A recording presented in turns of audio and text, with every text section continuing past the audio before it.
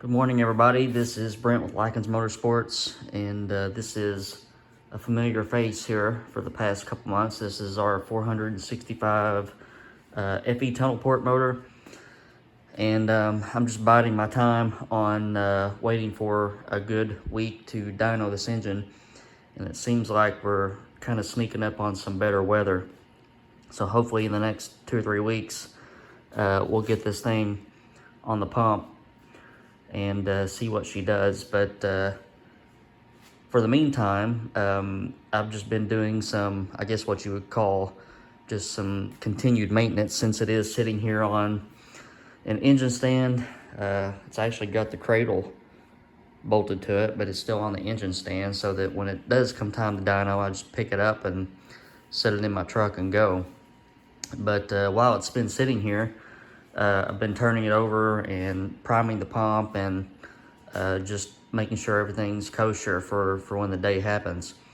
But I'm going to do that this morning, and just thought it would be a good opportunity to do a video and show you what needs to happen before you fire an engine up for the first time, or before you take it to the dyno. So what I'm going to do is I'm going to pop this passenger side valve cover off, so that'll give us access to number one, and pull the distributor out and show you just what to do as far as priming the oil pump and setting the valves, the rockers in position, so that you can stab your distributor in and it'll fire for the first time. All right, so we got our distributor out and valve cover off, and this is what we're dealing with as far as valve train, T&D rockers, real high quality spring and retainer package. And I'm gonna get my tripod set up so you can see what's going on here, and then I'll give you some pointers on how to do this and not make a mess. All right, first tip is I would recommend doing something like this, just making a little curtain, because the valve cover area is kind of shallow, and when you get oil running down from the rocker arms, it tends to want to drip all over the place. Okay, this particular engine uses an ARP crank bolt with a 5/8 12-point hex on it. I'm using, let's see how long this is. It's about, I don't know, 24, 26 inches. This makes pretty quick work of valve spring pressures when dealing with a solid roller can. So I'm going to get that on the engine, and I'm going to get my 1/2-inch drill motor set up with priming tool. Okay, got everything in position. I'm gonna go ahead and give it some gas, and we'll watch the oil trickle out.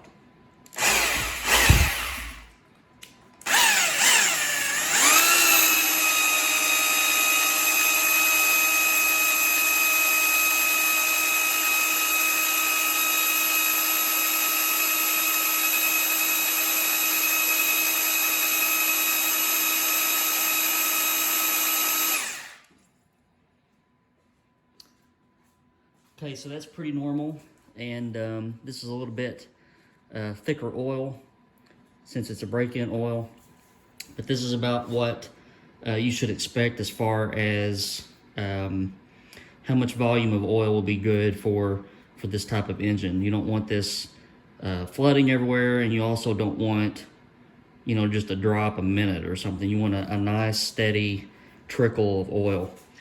So I'm going to continue to do this, and you can see why I put the drape down. We're starting to get a little bit of drippage, but I'm going to go through a couple of rotations of crankshaft rotations while priming the pump and making sure oil is getting to everywhere it needs to get oil to.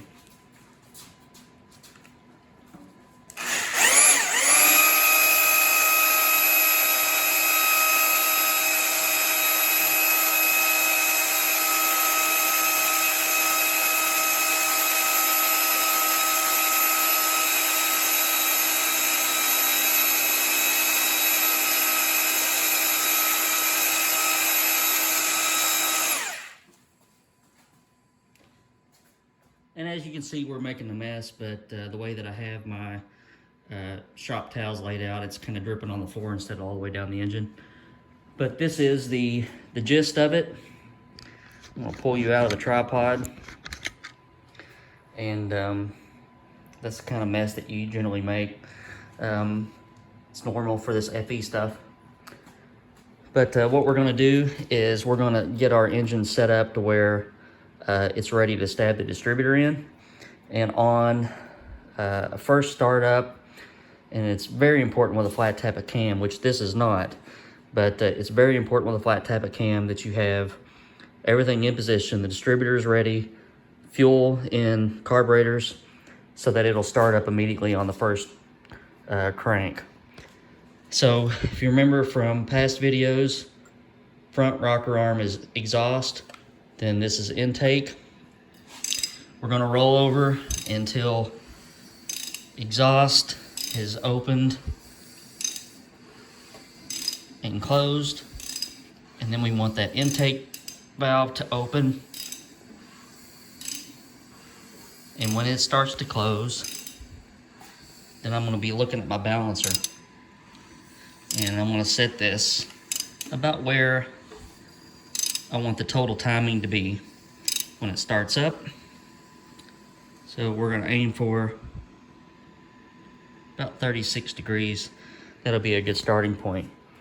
But at this point, I can drop my distributor in and get my rotor pointed pretty much towards the rear of the engine, and get that dropped in and the cap and wires back on.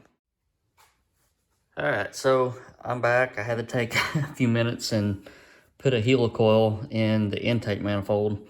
When I went to put the valve covers back on, I guess the threads were weak in the intake and pulled a thread, so I had to stop and do a little bit of minor surgery. But distributor is in, and when you have your pointer pointed at where you want the engine to be timed at, on a forward, rotor points somewhere towards the rear, and then I've got my #1 terminal marked, and you basically just want the terminal to line up with the rotor. And when you do that, then the engine, if you have a spark and you got fuel, I promise you it'll start. So I'm gonna get everything cinched back up here, and then I'll be right back. All right, so we're buttoned back up. The cap is on. Distributor clamp is on and tightened back down. And we are maintained for today. And when I find out when the dyno appointment will be, I'll give her another prime. I won't have to pull the valve cover that time. I just get the engine primed, oil up to the top, and then when we get to the dyno, what we usually do is just wheel it over a couple of revolutions with the ignition off, and that makes sure we have oil pressure when the engine lights off. So that's what I have for you this weekend, and promise, Randy, we'll get this thing dynoed sooner or later. I'm just erring on the side of caution, and I know that we've talked and you understand that, but here it is, and it is ready to light off and fire. For everybody out there watching, if you haven't subscribed, please take time to do that right now so that you don't miss out on any cool Ford stuff, and hit that like button. And as always, I appreciate you watching, and I'll see you next week.